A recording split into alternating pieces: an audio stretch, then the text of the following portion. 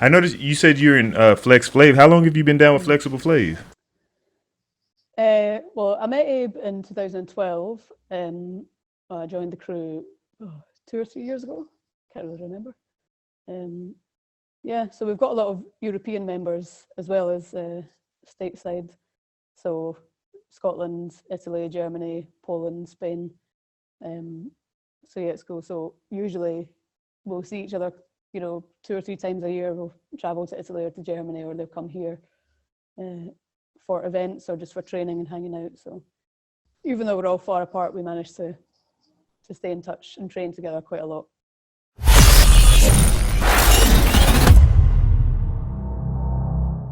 So I guess here we have a debate going on. It's not it's if you're involved with sports, right, or you tune into sports at all. There's a debate. It seems that the WNBA is hell bent that there's a pay disparity, and they feel that the female basketball players should get paid on par with the male basketball players, based on. I think they're just basically basing it on gender. What do you agree with that, or do you think that that is a totally different fight? That it's all related. It's all related. No doubt. I don't know anything about sport, but I think definitely I've seen breaking battles where the prize for the B-boys has been much larger than it is for the B-girls. Right. That's not fair. Okay. And to speak to that, like I've talked with Rock Lobster before, and I asked him like how he felt, because sometimes these will be invite battles, right? They're invite battles, and the prize will be lower, and they say, well, because there's less B girls or so on and so forth. But in my mind, if I invite 10 of you to put on a show, and I invite 10 B-boys to put on a show, then the numbers aren't lower. The numbers are the same. There's 10 of us, there's 10 of them. Why is the prize lower? Right? Because women aren't valued as highly as men. Well, plain. She said, "I'm gonna keep it plain and simple." Yeah. So, I mean, I presume the arguments for sport is that not as many people watch women's sport. Right. But women's sport isn't marketed the way men's sport is. It's not on TV as much, so it's impossible to have such a big audience. Right. Right. So I think for every reason there's going to be a counter argument, and right. Yeah. Can I play devil's advocate? Sure. Okay. So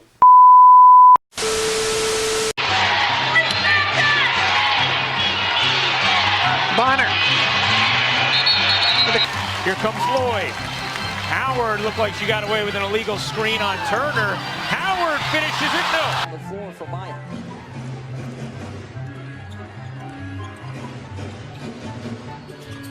Hayes thought about it. Dribbles in to trap it. Bonner, plenty of room in front of her. Goes around the other side. Shot's not falling. Mercury is 1 for 8. We're talking about, the marketing and so on and so forth. Let's say that it's a butts in the seats issue, right? So then what if somebody said, well, if women want to make more money, then why don't more women go to the WNBA game? Or why don't more B-girls go to the B-girl competition, or just females go to support the B-girl competitions? Because then it would be undeniable, right? If the B-girl competition is pulling in $10,000 in revenue and the B-boy competition is pulling in $10,000 of revenue, then, is that a fair argument, or do you think? No, why does it only have to be women who are watching the women?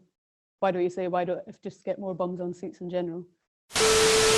Or why don't you empower yourself and don't need them and do it yourself? How, Sway? Take a few steps back to go. You ain't got the answers, man. You ain't got the answers.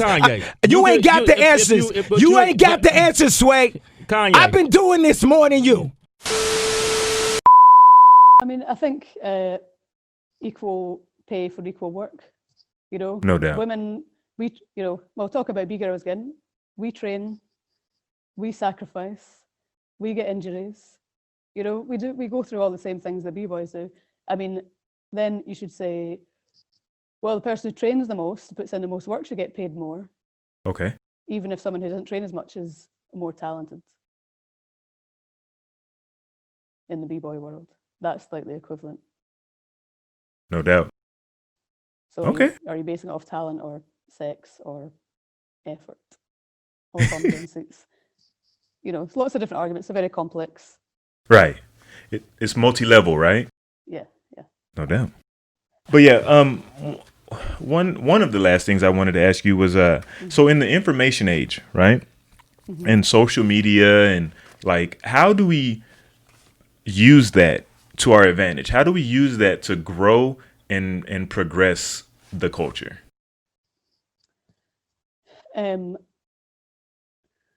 I think how could we use it? Well, we can use it in lots of different ways. I think people are already using it for their footage of themselves to get their name out there for online battles.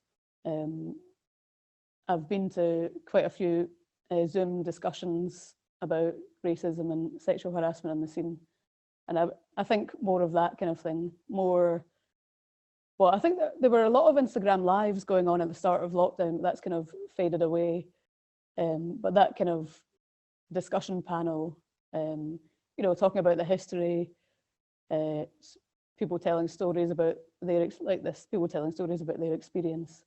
But I think what we need is maybe more business training.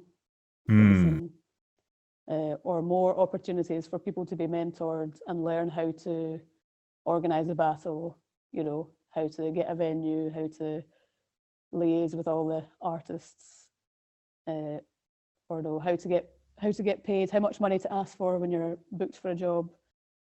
Contracts is a thing that we don't really have a lot of in the scene, even though we're doing a lot of international travel. And there are always stories about people getting stung by either someone not turning up, missing their flight, or someone doing the job and not being paid.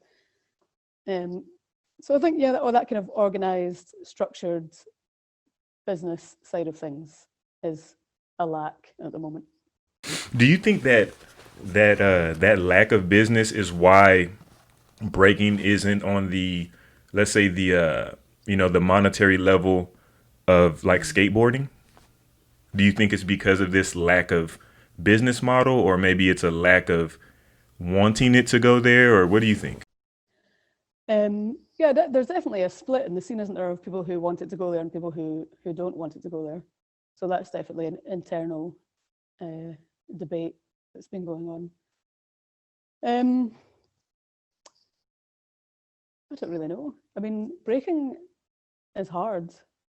So when people come to learn, they're like, "Oh, this is really hard. Yeah, it's cool, but I don't know if I want to put myself through all that to learn it."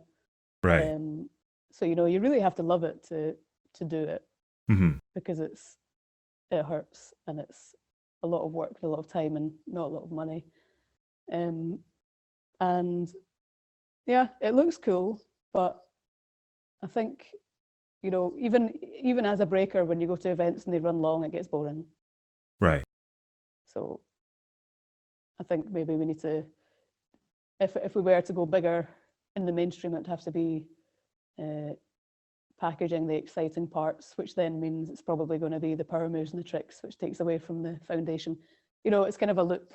This, if we want to get there, then we have to lose something.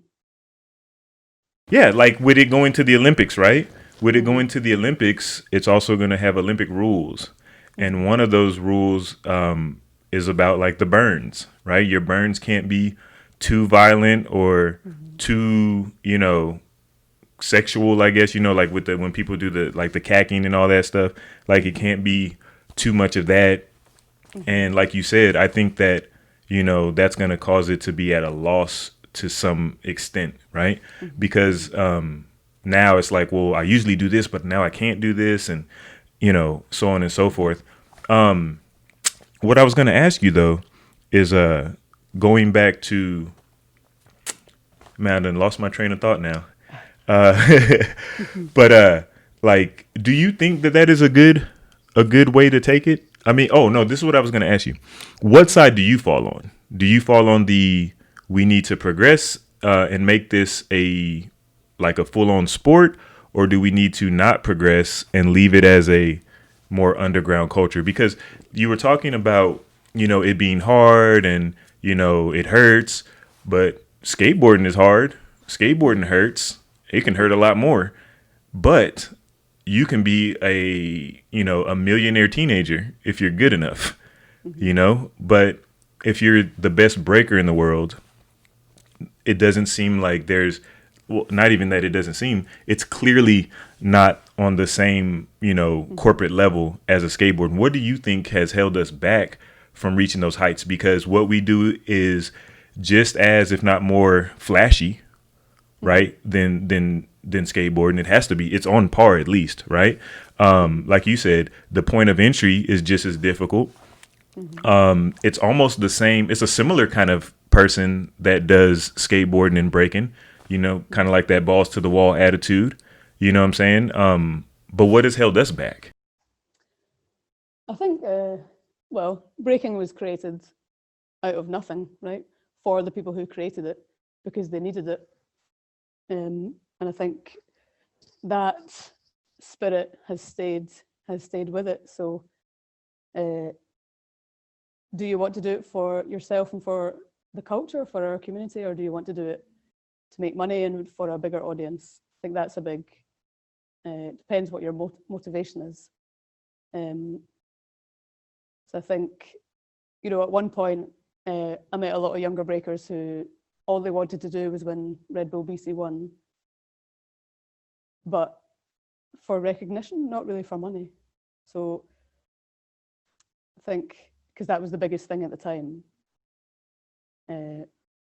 But I don't think breaking should be a sport. It didn't start as a sport. How can you take something that's so established and change the fundamentals of what it is?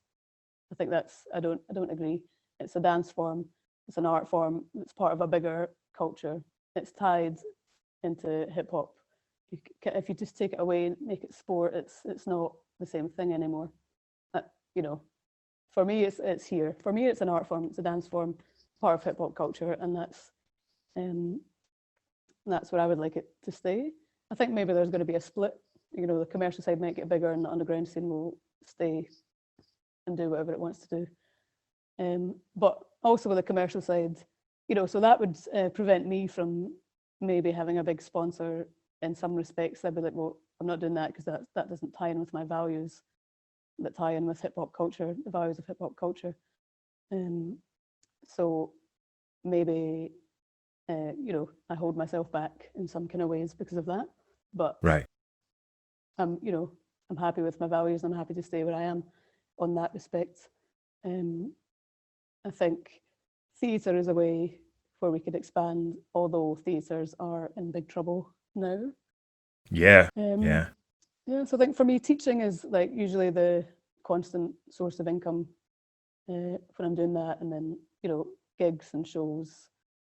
But yeah, I'm more into I'm more into the community and teaching and learning and growing with people. More into the art of it than the sport of it. Yeah. No doubt. Over the past 4 years, America has changed so much.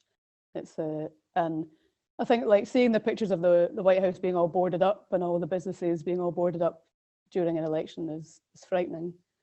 And what happens in America affects the rest of the world. So a less frightening America would be a less frightening world.